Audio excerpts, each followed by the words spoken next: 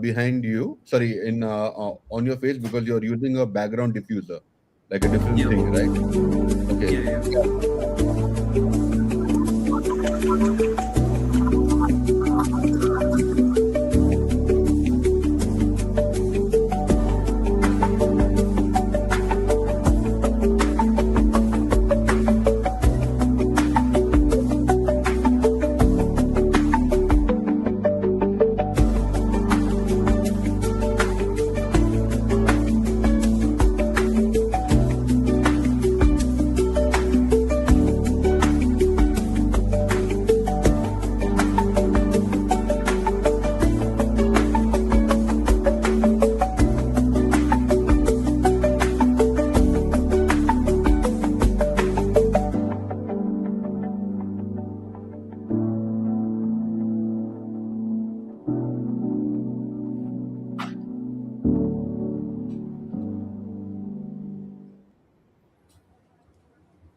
All right, ladies and gentlemen, boys and girls, children of my age, welcome to Aura8.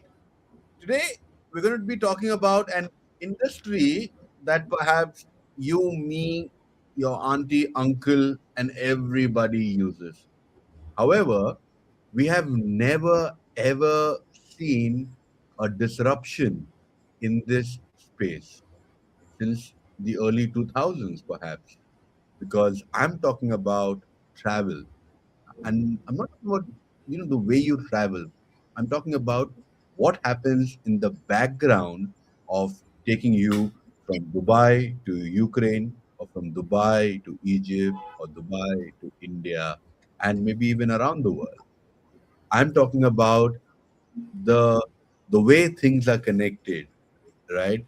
The core process of flight, hotel bookings, the GDS system remains rooted in legacy technology, with innovation often limited to only well-funded players.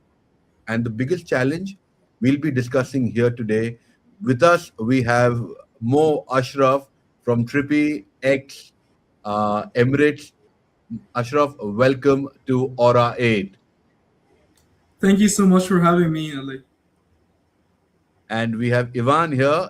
Ivan is doing something very interesting with Nomadz, bringing the entire Web3 DGen community together and help them be at the right place at the right time, cracking the right deal. Ivan, a warm welcome. And please tell us something about what you've been doing and your background, Ivan. Sure. Hello, guys. My name is Ivan. I'm co-founder and CEO at Nomadz.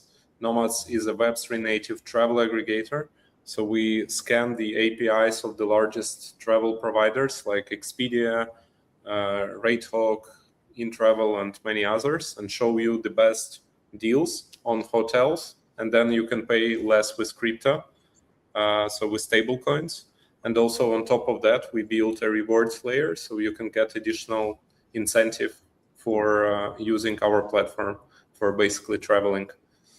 We built the platform and launched in May previous year, and now we have crossed 18,000 registered users, and we keep growing. On our gamification, users did more than 50,000 transactions on Solana. We closed an angel round previous year, and we continue expanding. That's a bit about the platform. I have two backgrounds. One, I was a lawyer, but at the same time, I was building companies from my childhood. Started at 7 years, and now I'm doing my business in travel combined with crypto and also with community part, as we host a lot of events globally, and that's how we met you, Ali. Just met at ArtsDAO and then invited you to our paddle event in Dubai. Had some great times together, and yeah, now I'm happy to be here. Thank you so much. Ivan and Lumberjack. I don't know his name actually. What is his name?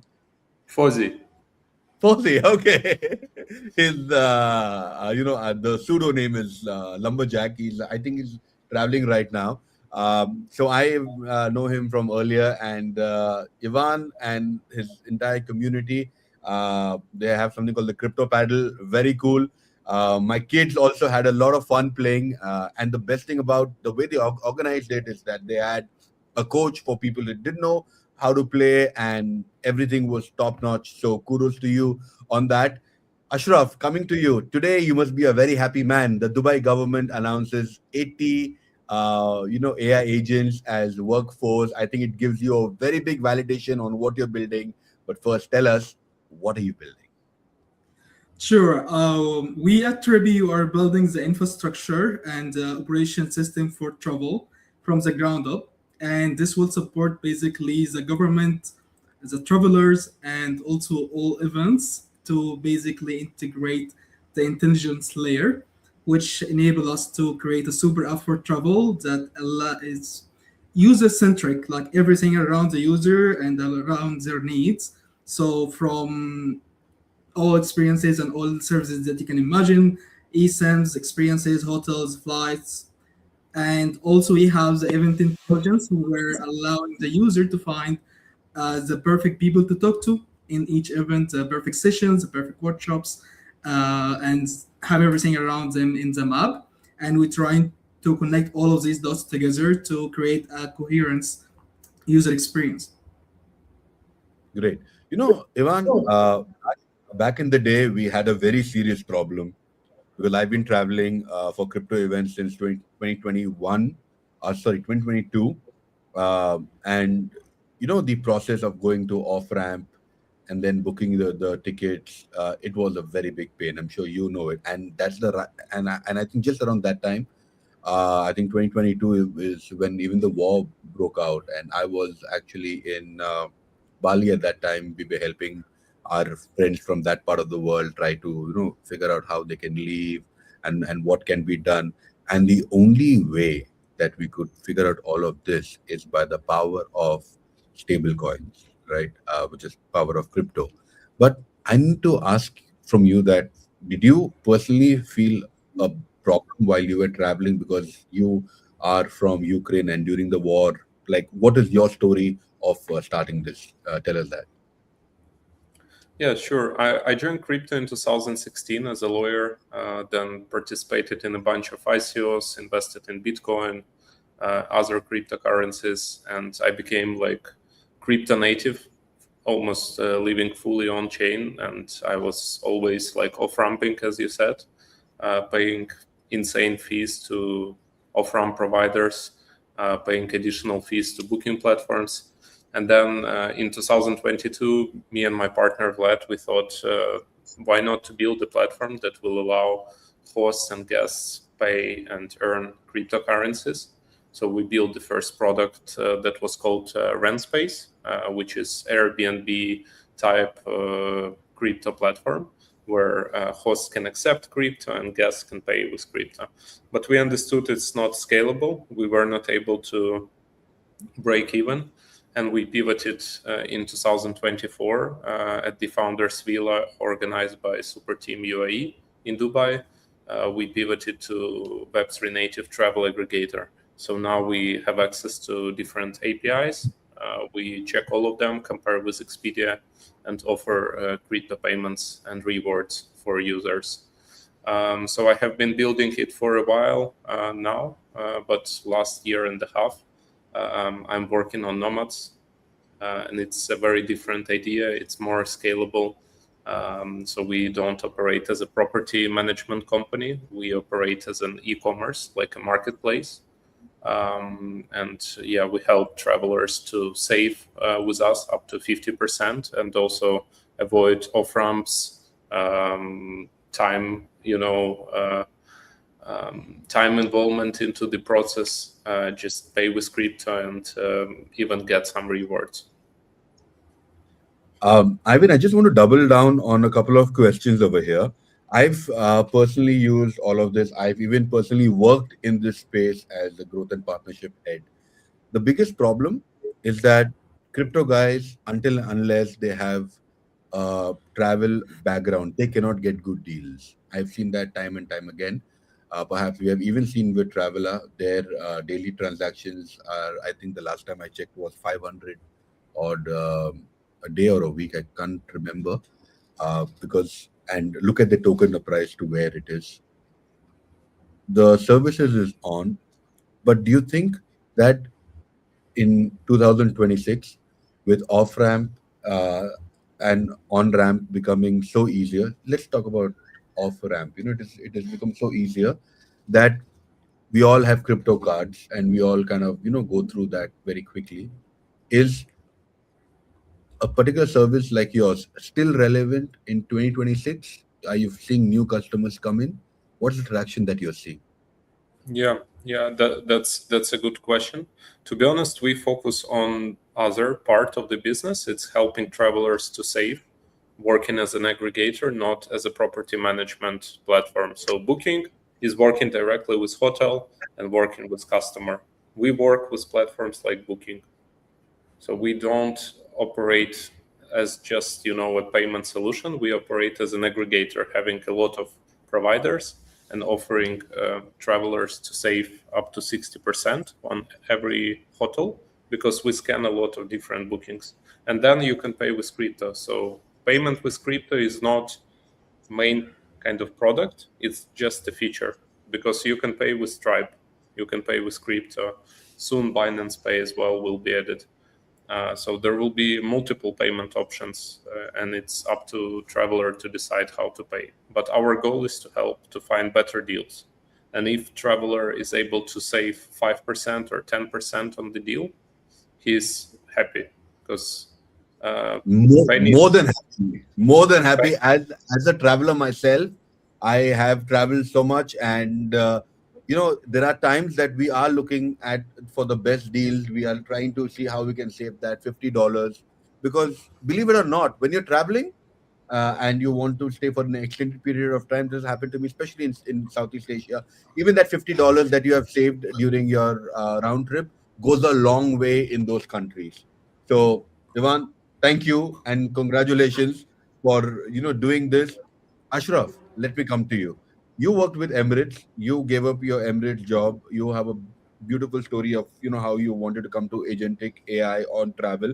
We will come to your story a little later, but Emirates was the first airline that I know of started accepting crypto, which was a big, big win. This clearly shows that all the agencies in the UAE is aligned. If the government has compliances, then there are different companies and projects also helping them equally, which I rarely see in any other part of the world. But why, tell me that why we haven't seen any uh, update or upgrade of the travel infrastructure amongst companies and amongst the IATA accredited travel agents. I believe because of the simple fact of you when you are going to travel you have to pay anyway, right? So you have to pay for the hotel, you have to pay for the airline, and it's been the way you travel for the last 20 years. So there is no initiative or there is no incentives for the old legacy platform to change how the infrastructure works until we reach to the AI era that out of sudden everyone is using it for travel, but these infrastructure are not closely ready for something like that. So normally in any other industry, every year or two, there's some sort of a big update to the infrastructure layer that makes things easier for the operators, for the suppliers, and eventually to the customers. However, this is not the case with travel. With travel, things been working the same way for me, for my mother, for my grandmother, I guess. And this is was the biggest challenge for the era of AI to enter this uh, travel to enter this industry in general.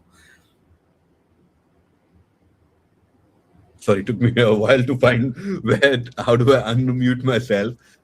Let's talk to Ivan. Because Ivan, you know, in the next gen nomadic lifestyle, how do you think it looks in an AI enabled travel world and fully in crypto? Because uh, you know, uh, like Elon Musk says that we will have more humanoids than humans in the planet Earth.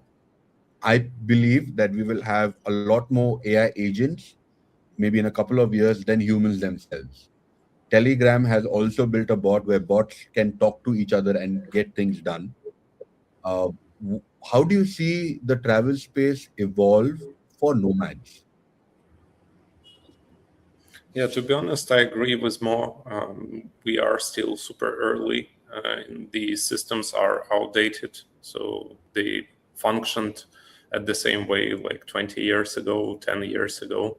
And yeah, with AI, of course, everything becomes more efficient, becomes faster, cheaper for user. So we need to basically consider the AI search, AI agent integrations in order to be something more like traditional to new era that is now basically, and will continue to accelerate, and of course provide additional maybe features, products that help to optimize the travel experience for customers. So yeah, here I completely agree, and I think there will be many new interesting ways how to use AI. For example, now with Nomadz, you can use AI for search, you can use AI for audio search. There are some agentic integrations also available through API, but in general, there is still a lot of work that needs to be done.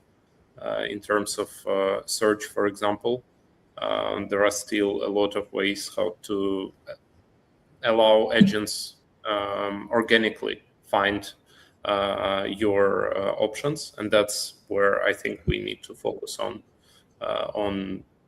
like AI SEO strategy. Basically, that's super interesting for user acquisition long term, creating like some, for example, mostly used questions and niche questions by travelers, and translating them into different languages and positioning the company into this niche kind of questions, allowing specific customers to get access to our services. So there are a lot of things to be built, and I believe we are like on the stage one.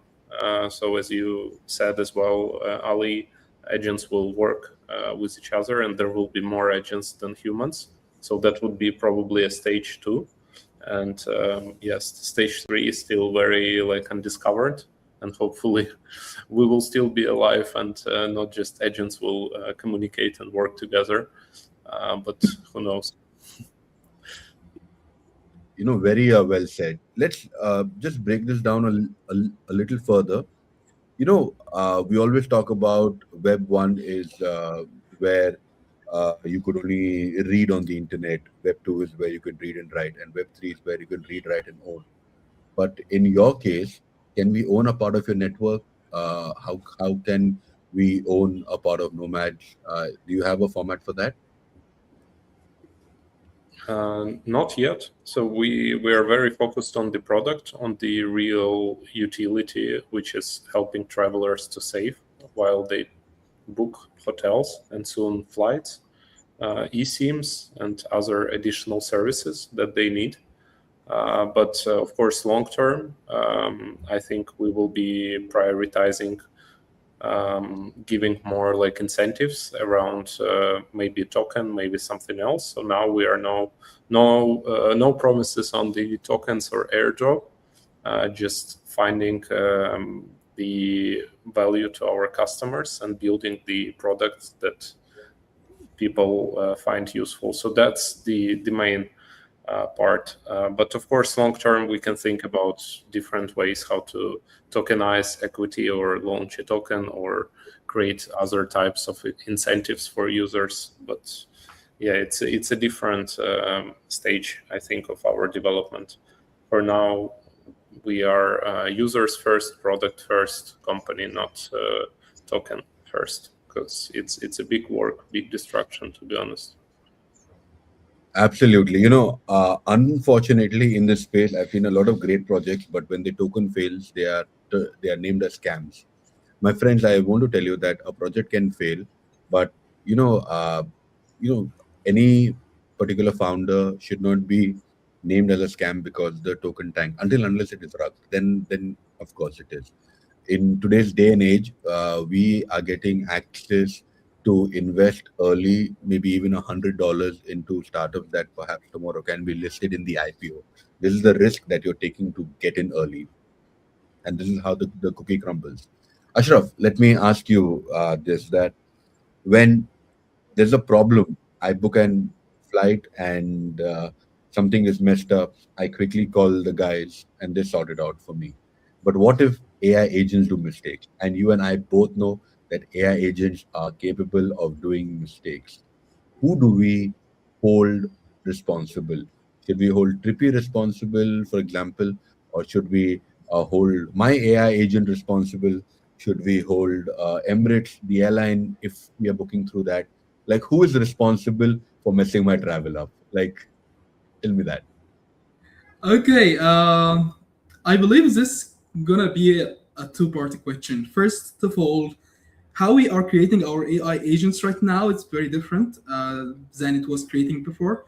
Right now, for example, if you have a problem with your flight, our AI agent should go through a procedure that makes sure that it never hallucinate, so it will never put you in a place that something goes wrong. But in case something goes wrong, hopefully we will be able to be responsible for it and solve it as soon as possible. And basically, it is a learning. And this is something cool about AI is that uh, when something's wrong happen, okay, what is in normal case scenario, something wrong happen, you contact the customer support, and the customer support tell you, okay, hey, this is how we can solve it, and they solve it. And then if it is not documented anywhere, you lose this conversation and this solve go forever. What we have right now is our AI intelligence. Once a problem being solved, our AI will basically document it, and every single traveler in our ecosystem will never have this problem again. And I believe this is the shift. This is how we will reach the point that the AI will never hallucinate, and your problem, if it is happening repeatedly, will always be solved by the time. You're muted. What a noob mistake.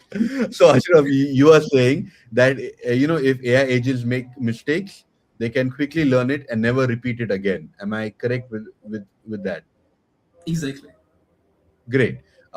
Let's move to Ivan right now. Ivan, you are, you leaned very hard into the Solana mobile, the Seeker, with the fingerprint, with the fingerprint one tap transaction and 70% off on booking that already happening on the mobile. How will that change your entire checkout experience, or is that even live yet? Yes, we went live in January this year. We launched a very simple version of the platform as an application, and we have been building and releasing a lot of updates. So just this week, we did 12th release of the mobile application, which included a lot of new features and improvements. So currently, user can, as you said, just download the app, connect wallet, and pay with fingerprint for hotel, with stablecoins, Sol, SKR, few other cryptocurrencies, and we will be adding more and more payment methods to the mobile experience as well. We have 10,000 downloads, 1.4 thousand reviews with 4.5 rating on the App Store. So we are still early, but have been getting a lot of positive feedback from users, from crypto native users. So yeah, been building a lot, and really grateful for the team for shipping so fast. I want to show you this. So I gifted my son a Solana Seeker mobile. This is, I think, of course, we know that shipping took a very, very long time.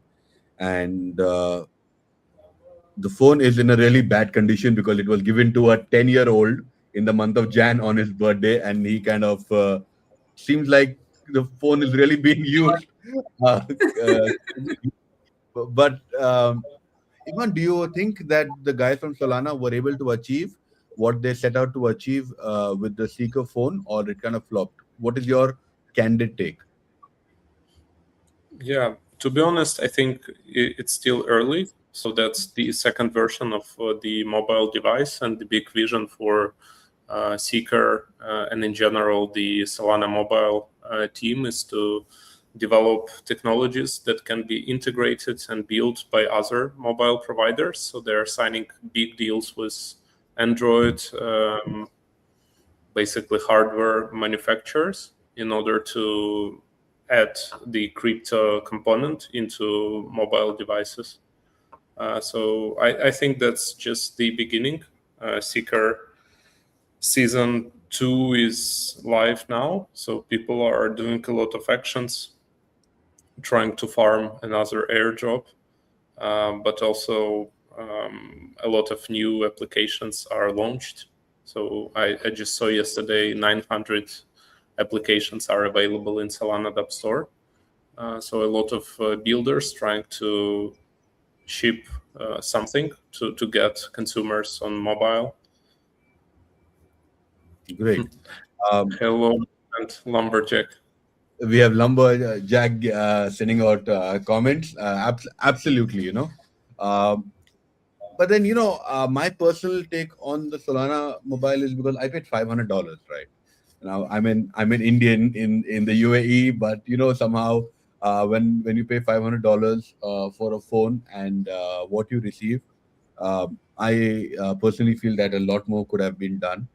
Uh, I tried looking for mobile phone covers. I couldn't find any mobile phone covers. I was giving it to my son. I waited for a very, very long time.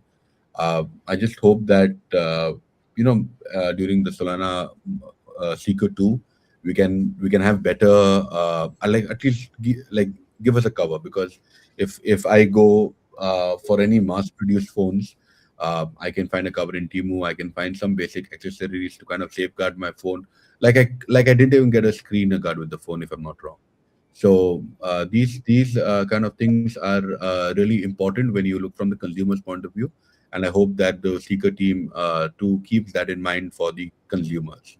Let's move to Yeah. Ashraf, and let's. To be Go ahead. honest, when you bought your phone, you could check out and add a case for $20 or something. Also, there is a company on Solana called Solid, so they sell Seeker cases specifically Okay. for Thank you. Seeker Thank you. devices. I didn't know that, because I am not used to buying that. But then, do they also sell the screens, because the screen is smashed, so I can get another screen for the phone? Yeah, and imagine I bought the phone in August, started to use it in September, and in January next year I got airdrop worth of $20,000. So just also to let you know that there are different cases when you use the device and you got significant reward. There are a lot of people like myself.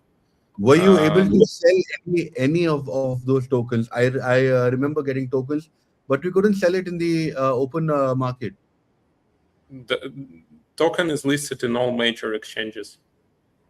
I don't know why you were not able to sell it. That's kind of weird. Interesting to know. I feel really bad now, but should have capitalized on that 20,000 airdrop. But then, thank you for bringing that up and clarifying that. Ashraf, let's move to you. What do you think is the biggest friction point in travel today that AI, that agentic AI is the best position to solve in?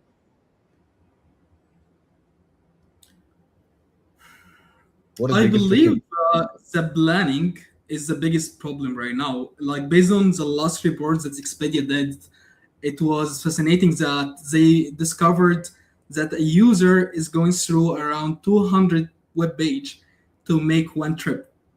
200. So you can imagine if you have an urgent flight for an event tomorrow, you have to go through maybe 200 pages just to make sure that you have the best price for the hotel, flight, experiences, SIM card, VPN, whatever your trip is needs. And just by the time you finish all the research, if you are a proper research to start with, researcher, sorry, it will take you around maybe 3 4 hours, and if you are fast you can also execute the booking. So hopefully when we have one brain that has all execution ability and all the data of the internet and all the data of suppliers and all the intelligence needed to be able to get you the best flight, the best hotels, the best experiences, and also be able to tell you who exactly to meet in the event and what exactly is the best things to do in the event to make sure that you are getting the best out of it. In one place, I believe that planning in general, either it is for the trip or for the event itself or in general, is the biggest fragmented point. And if we solve that, we are freeing hours and hours for you to put it in something more exciting. And also, we will be able to get you the best prices as well. So it is a win-win situation, I believe. Thank you for that, and agree. Ivan, I want to ask you this: that OTAs like Booking.com and Expedia generally take a huge cut.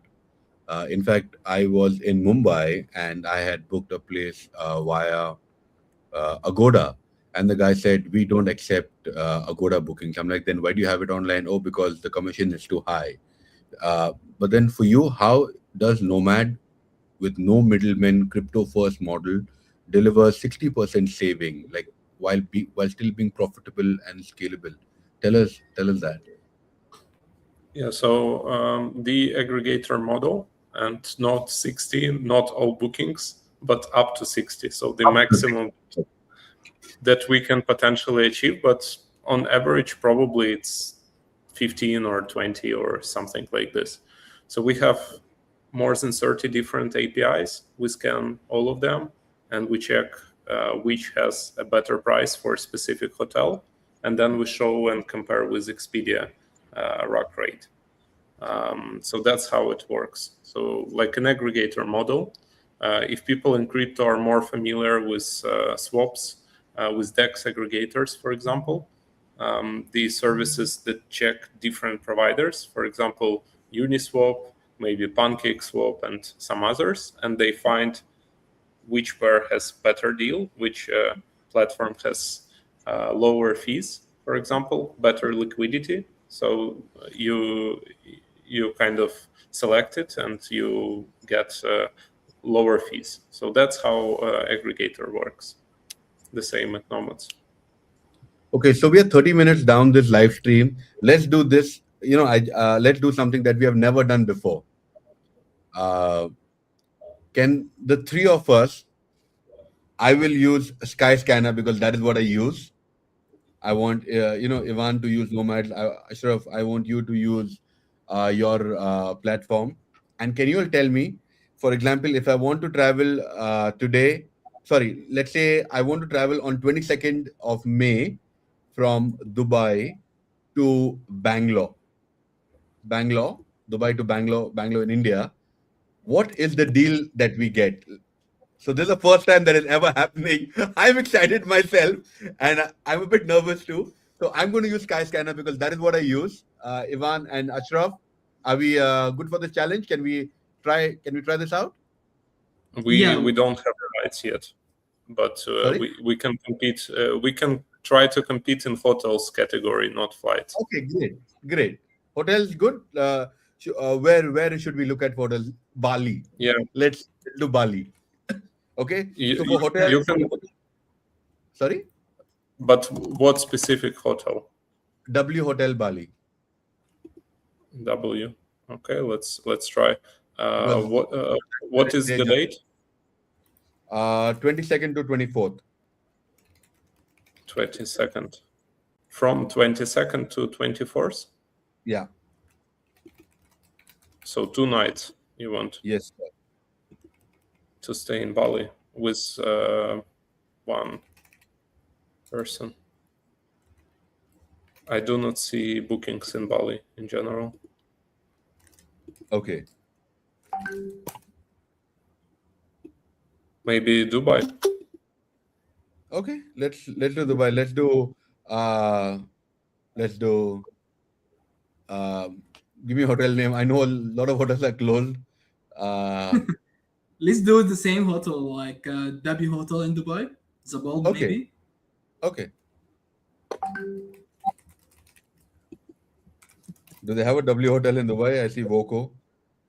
Yeah, there is W Hotel in the Palm and in Marina as well. Oh yes, there's W hotel in Palms. Yes, guys, this is a live. We are going. Even you guys go check out W hotel in Dubai and let us know the pricing that you're getting. Okay, I found W hotel.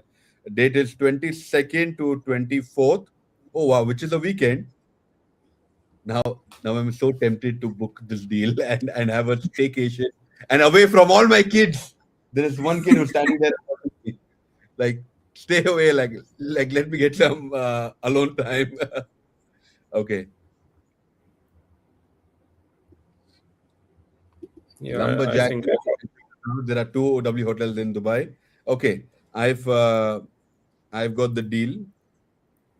Okay, we are looking at W Hotel Palms. Okay, Yeah, are we all ready to show our pricing? I'm just doing it right now. Sheikh Zayed Road. This is the first time that we are doing a challenge, and I think I kind of like the idea. Okay. I found probably another W. Okay. By the way, for all our audience out there, we don't do scripted stuff. This is not scripted. We are still trying to figure out, which hotel, where, what. I said Bali because Bali is like second home, and I do stay at W in Bali because I love the place. Uh, and now we are here. Lumberjack, even participate with us. Take out the app that you use the most. Let's see. Let's see the challenge. One person with no breakfast. Okay, one person, no breakfast.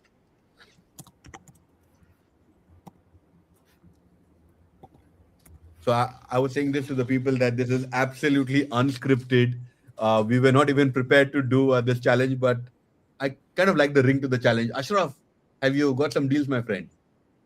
Yeah, I'm just finalizing it. I want to get only W Hotel because right now we Okay. have the planner, but we don't have the hotel end to end the platform. What it means? It Wait. means that his AI agent is hallucinating. No, we don't. Like right now, we are still in early stage, so we are building the infrastructure, our AOS, Agentic Operation System, and our Atlas, which is our own LLM, and we are pushing feature one by one. So right now we have ready the trip planner and the eSIM and some attractions in Dubai, and later on we will add the visas, the flights, the experiences, and all of others. Well, So I can show you what my planner shows. don't deviate from the challenge. So I've I'm not. got. I can show you. I'm, So, for example, right now I have W Hotels at Palm. yes, W Hotel And Palms. Tell me the it's price. 850. I will. Sorry, Ivan has sent me his price. Okay, you want me to This send is it to in you dollar also? for 2 nights. Okay, so it's 329 US dollars. Let me quickly check how much is 329 US dollars. I will send it to Uh, you right now. okay, 329 USD in AED is okay. Got it. And Ashraf is send me his. Yeah, you should get Ashraf it now is by now. ooh 850 dirhams. 850 dirhams per night. Yeah. Ashraf, you're way out of the price range. The price, the price that Agoda gave me and the price that Ivan gave me is almost the same. Agoda gave me about 1185 dirhams, and Ivan gave me exactly 1208 dirhams. So not bad at all. Okay, Dishant has said Agoda is giving him 568 per night. Okay, I got a slightly less than that. So okay, this is a great challenge. Thank you for the audience who participated. Thank you, Ivan and Ashraf, for being a sport and participating in this kind of fun challenge. See, we understand that a lot of us, what we're doing in Web3 is still getting ready for the mass audience. But then, when we put things up to challenge like this, it is always fun, and at the same time, we get to build in the open, because when we build in the open, there is where magic happens. Thank you, Nomads. Ivan, let me move up to you for my next question. Um, you said you've been building from the age of 7. Tell us some of the cool stuff you are building, or Yeah, you so have as a child. yeah, I was buying Pokemon caps. Maybe you remember these cards that you were playing. Oh Uh, yeah, Tezos. yeah, maybe. So I was buying these cards on the market and then selling them to my classmates. I was doing it for 3 years, and I had a very big collection of a few thousand of caps. And after that, I started basically to work with images, games, music that was live on first phones, mobile phones. I had the first colorful Motorola with colorful camera. Maybe some of you remember it, with the infrared port where you can send pictures and music with the port. And then after that, I did coffee places at the university where we were selling coffees, sandwiches, and some other food to students because we didn't have like a proper coffee place at the university. So I opened different coffee places and had this business while I was a student. Yeah, and then I did a lot of things. I had a hardware company that was selling food, healthy food, with payments in Telegram. So yeah, a lot of cool stuff building. Great. I have a friend of mine, Zahid, he's just joined us. A big shout out to Zahid. This T-shirt was gifted by him. I don't think he remembers. I randomly wore it, and he sent me a text that he wants to talk something really cool with me. So a big shout out to Zahid for this T-shirt. But Ivan, as a child, when you are building stuff, um, how does your environment look at you? Like, they look at you as an entrepreneur, or do they look at you as a guy who needs money, and that's why he has to work? What did you face, and how did that impact your mindset back then? Yeah, good question. To be honest, I don't know how they look at me, and I don't really care about it. I was just doing something that was interesting for me, and yeah, trying to monetize, to buy new phones, to have access to new technologies. Yeah, and of course, my family was supportive with all my initiatives except football totalizator that I launched at school. I want to The bring. prediction Sorry, go market. The prediction market. Oh, okay. Makes sense. Everybody watching us, did you see Ivan light up? First time this man is smiled, because from the country that they come from, they don't generally smile a lot. And I had a culture shock when I would used to go to Thailand and meet my friends from Ukraine and Russia and from the Slovakian countries. They don't smile, right? They're very, like, if they won like $1 million, they'll be like, okay, I won $1 million. Right. But then when he was speaking about his childhood, and when he was speaking about the stuff that is built and the things that he loves, he has this beautiful smile on his face. Lumberjack, don't you agree? If you're watching us, tell us, since you and I both know him on a personal level, and you know him much more. uh, so Ivan, keep smiling. You have a great smile. Has anybody told you this, that you have a great smile? Yeah, if I will smile too much, people will not appreciate my smile. But to be honest, we smile a lot. I'm just a bit tired. It's already 9, almost 9 p.m. I need to have a walk. I didn't have a proper food today. I didn't have lunch. I didn't have dinner because I had to do work and meetings. So yeah, I try to make Lumberjack at least smile all the time. Just giving some jokes, some human stuff. So yeah. No judgment, but when one man tells another man that I make you smile, there is no judgment there. I will. Yeah, Let's we have a few more minutes to go. Let's talk, Ashraf, about your the agentic platform that you're building. You are also kind of giving people an opportunity to network with each other. Uh, do you like how are you working on the privacy bit? Because there are times where I don't want to meet lumberjack at a party or at an event, right? So how do I make sure that lumberjack doesn't see where I am partying, and how do I keep him away from tracking my moves on your platform? sure. So basically, let me quickly introduce what the platform do when it comes to the event side. So basically, we are enabling the travelers that's going to a specific event. Let's say you are going to Gitex or big crazy event, and you have a specific reason for that. You want to go to raise money, or you want to go to launch your product, or have a certain communication with a brand or something like that. So with a simple onboarding screen, you just mention what is the purpose, what you're looking for, what you can give, what you want to take. And based on this information that we are getting from each participant and each attendee, we're able to create something called intelligence match, which basically telling you that, hey, out of this 100,000 people coming to the event, these are the top 20 you have to have a conversation with, and we allow the customers or travelers in this case to have a conversation, even meetings in the platform before the venue open.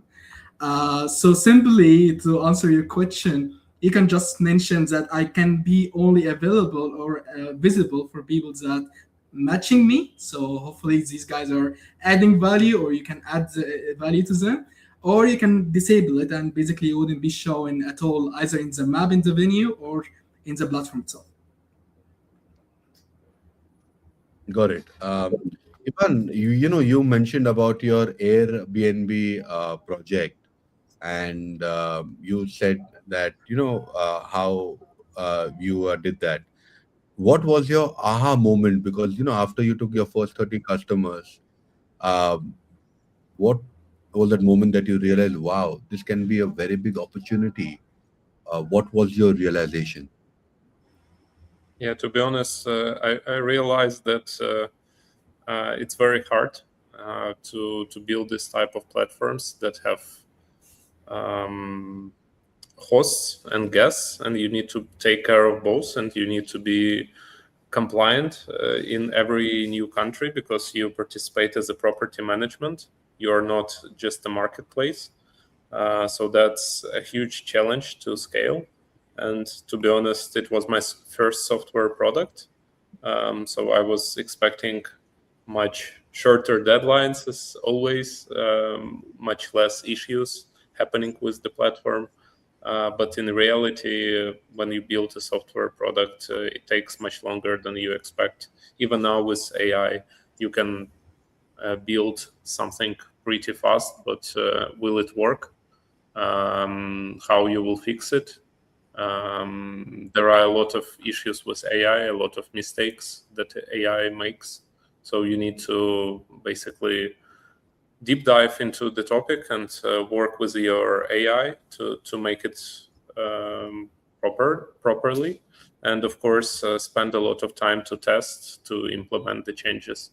So I think it's still, of course, the development of something basic is faster, but there are still a lot of issues that you need to do, and there are a lot of things, for example, B2B partnerships where you cannot replace the founder who needs to raise funds or build connection with a potential partner, generate some ideas, and AI cannot replace it. So answering your question, with AI, things are faster and better, but the quality is still something where I think AI cannot replace a human in some specific areas, and communication as well, building relationship is something that AI cannot also replace. So building software is tough, to be honest. Hardware is even more tough. So yeah, think twice if you want to do this type of things. Very well said, Ashraf. My question is directed to you. Few days ago, I think we read on news that Emirates gave out a huge bonus to all their staff members. Now, how were you able to make that shift from saying that I want to do something on my own? Because Emirates really pampers their staff, right? I remember back in the day when the first time I came to Dubai, and I was partying. I learned something called the face card, where every Emirates employee gets some kind of a face card. It's a nickname, of course, where they get discounts everywhere in Dubai, and they get to enter all the party places for free, and lot of perks that one can imagine. Their housing partially is taken care of, so on and so forth.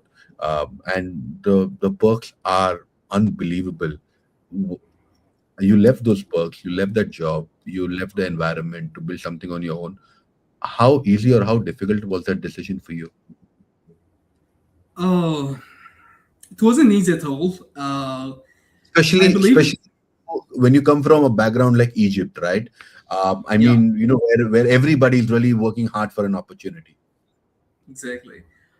I believe like I was always chasing purpose in my long 10 years of my career. So I started was working with Noon back in Egypt and Amazon, and then come here to work with Binance, Tabby, and then I got my role in Emirates. As you can see, I can literally changing every industry, and mostly I'm hired in the top leader in each industry. For me, it was chasing something more than just getting salary and breaks and stuff like that. And especially with Emirates, I feel like, okay, this is game over. You're getting everything. You're getting free access to hotels, gyms, free tickets everywhere in the world. I mean, I still have my visa as a challenge, but you still have a lot of breaks that you cannot ignore. However, I believe I found my purpose when I've been with my mother in a trip, and then I saw my mother basically using AI to navigate the whole trip. Actually, it was in Bali, and that was for me a very, very eye-opening moment, because my mother is not a technical person at all. She take like 7 days, send me a WhatsApp message.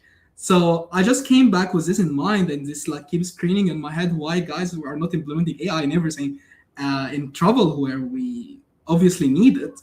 And then I figure out that people in travel are not that interested in innovation. As I told you before, everything was working, and we have systems that make billions of dollars. So why mess with it? And we are already listed in the stock market. We don't want to lose billions of dollars doing some sort of disruption. So I figured out, okay, I've been working on all type of platforms in the last 10 years. If I ever want to be an entrepreneur, this is the perfect time. And if I ever want to be an employee again, I can just jump ships and be another employee. So I feel like it is more of purpose. Like I figure out that there's a problem that if I can uh, fix it, that will enabling 1.1 billion traveler around the world having a better experience. And this purpose is actually bigger than any practice you can have anywhere in the world. Great. One, I'm going to ask you this question: that do you really think that AI, agentic AI will eventually make human travel agents and even more OTS completely disappear from the face? Do you see that happening? And if you see that, by when do you see that happening in your idea? You're muted. Yeah. I think it will not happen soon. The market is so big that it has more than 1 billion travelers who use Booking, Airbnb every year. And now the market share of AI in travel is less than 1%. So it will be growing fast in the beginning, but then it will come to the point where I think it will be balanced. Probably some people will prefer the standard search, plus Booking and other giants, they will adopt to new era. It wouldn't be fast, but they have significant positions in SEO strategies, everything that is coming there, like a lot of things organic. So it takes years to build this history, and I don't think AI will do it in a couple of months. So I think it's a long path, to be honest, especially considering how big the industry is, and maybe still some travelers they would prefer aggregators and traditional search to AI search, but we'll see. Younger generations, I think, would be more like progressive.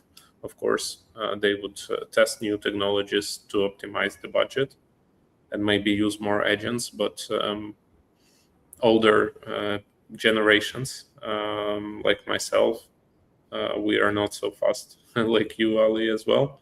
So we can test, but we are used to the standard search process, to be honest. There's a friend of mine right now in China, and what he tells me is absolutely mind blowing. First thing, I have stayed in a hostel in Singapore a couple of years ago during Token 2049 because it's very difficult to get hotels, and God forbid if you book last moment, you're just dead. Um, I've seen this in Singapore where there is no one to greet you at the hotel. Everything is done by a computer screen. Okay. You scan your passport exactly like how you do it in a airport. You scan your passport. They give you a couple of options, but one of the options that I took was getting a key card on your phone, on your Apple phone. So I got the key card on my Apple phone. I would enter the living area where there are different bunkers, and everything that I saw over there was already automated. This is about 2 years ago. There is my friend, as I mentioned, right now in China, and he's saying the unitary robots have kind of changed the game. They can do your basic household work. They can take care of your, putting up your bed, cleaning the area, and stuff like that. So I don't uh, particularly agree with Ivan. I think that times are changing so quickly that maybe next year we will see a wide adoption of AI agents, wide adoption of robotics coming into play. So this is on a personal level on what I think can be possible in the future. But Ashraf, my last couple of my last question to you, and I would request you to keep it short, is that you are building Tripy. You are you come from a travel background. What do you think is your biggest advantage? By which I mean is that generally when people come from a industry and they start in the same industry, they have a few disadvantages and they have a few advantages.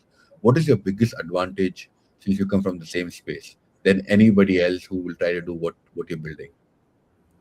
I believe is I see firsthand how things are handled inside the biggest airlines in the world, and inside Emirates Group, there's not only Emirates Airlines. There's a bunch of 80 other companies working in the same category of travel and aviation, and seeing that by my eyes and how things are moving forward inside the company gave me the clear evidence that we are not going to the AI era anytime soon, and someone have to re-innovate the whole thing to be able to have something that's usable for the AI agent and usable for the next era of travel and the next AI era. So, for example, like a very quick thought in my mind, a small button or small logic that we have to change in Emirates Airlines, it normally takes 3 to 4 months. I can literally do that right now with a prompt. The fact that you can do these things immediately versus other legacy product, because they can't change the code base that's been built the last 20 years and risking millions of users using the platform today, right? So it has to be re-innovated, and I believe this is my advantage, that I know how things are working now and how I can enhance it in the future. Great. Since we are at the end of the stream, I have a final question for Ivan. Ivan, when is the next crypto paddle?